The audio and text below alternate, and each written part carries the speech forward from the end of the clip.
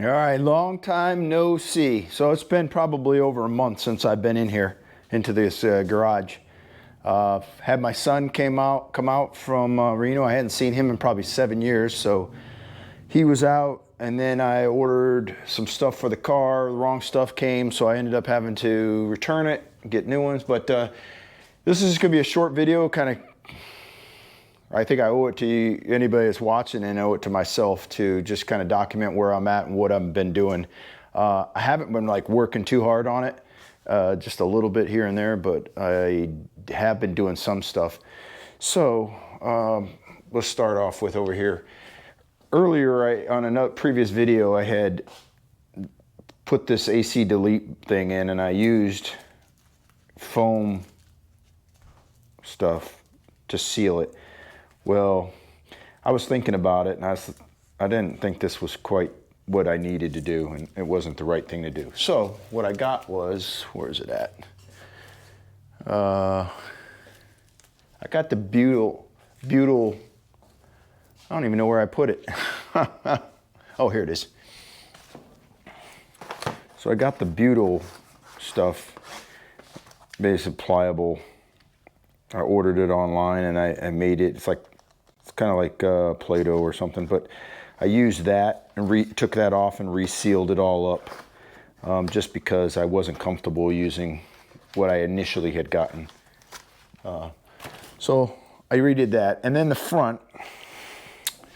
So the brace that goes from the top of the radiator down to the bottom of the radiator, and that ties into this front mount right here, is this.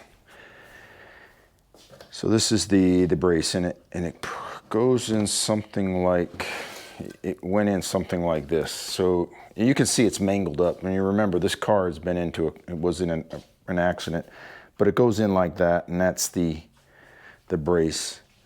I'm not done with it yet, but I made one. I fabbed it up out of metal, and basically this is it right here. I got the bracket for the side. So basically what it's going to do is it's going to go in like this. Boom. Fits perfect. I had put it in place, bolted it down, then tack welded it, so I know everything fits perfectly.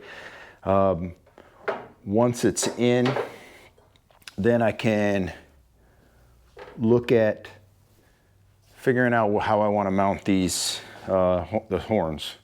Everything else is mounted. I just want to figure out where to mount the horns, and that's the least of my worries, to be quite honest with you.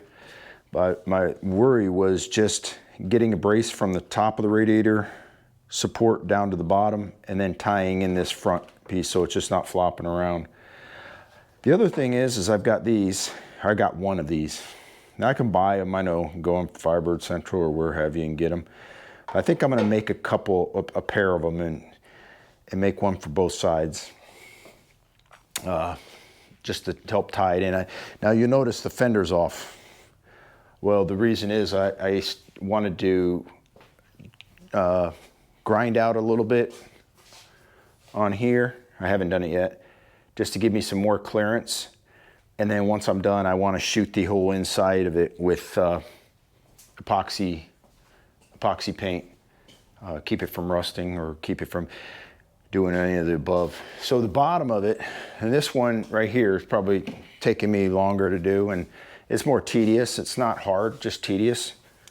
But you can see now, I have gotten the whole underneath seam sealed and then painted with epoxy, I'm sorry, rust encapsulator.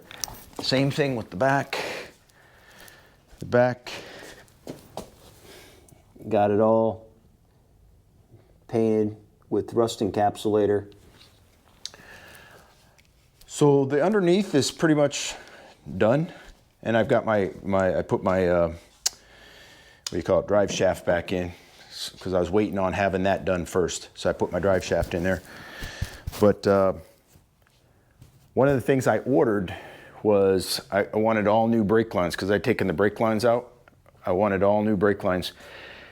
what came was a fuel line, and I had the box for probably, shoot, almost a month before I even opened it. And then when I opened it, I realized, I'm looking at it and I was thinking, this doesn't look right. And I'm trying to figure out how it's supposed to go.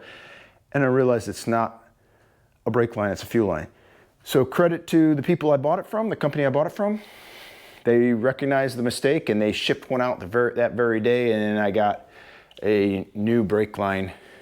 All the new brake lines go into the back, going across the back, and then the front, across the front. So I'm set there, but now where I'm not set is, and I got it, is I'm not going to convert, the back's going to stay drum. There's no need for me to convert it. But what I need to do is get the rubber hoses, the rubber hose, I need to get that. And then I want to do is rebuild the brakes. So all the springs, let me see if I can take this off real quick. You see that?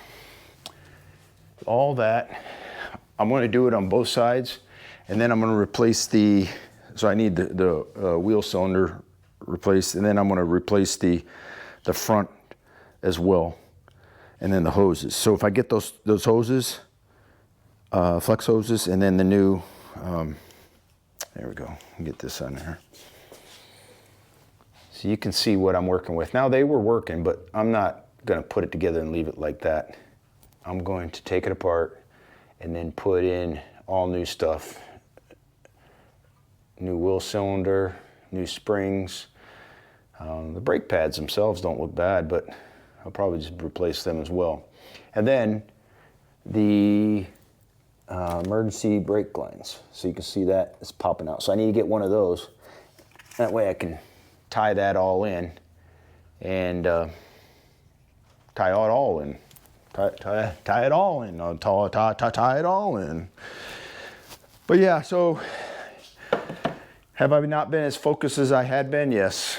Am I trying to stay on this? Yes. Doing little by little? Yes.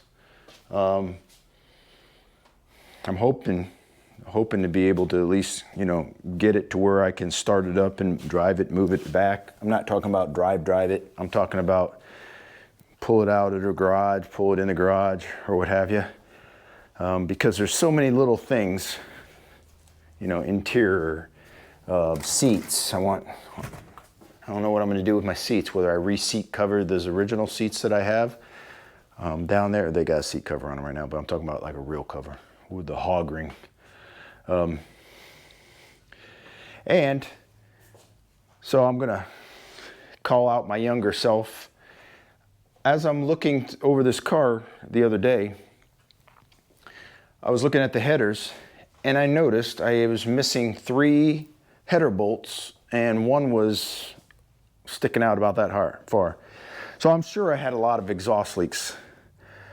And looking at it, I can see why. It's just kind of a pain in the butt to get it in, just the way that these headers are. And I can't even remember the brand of them, Hooker, whatever I bought back in the early 90s, late 80s.